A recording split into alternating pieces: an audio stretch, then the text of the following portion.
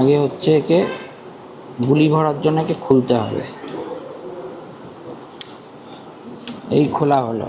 আচ্ছা, এখানে গুলি ভরতে হবে। এটা বলে চেম্বার, ওকে। এটা বলে ব্যারেল,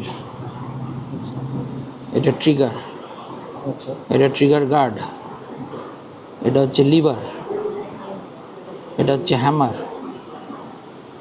এটা হচ্ছে সেফটি, এটা গ্রিপ, ফায়ারিং পিন এখানে, আচ্ছা, ওটা ভেতরে ঢুকে থাকে।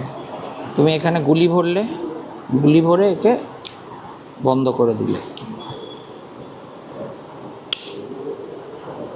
দিয়ে এবার ফায়ার হবে।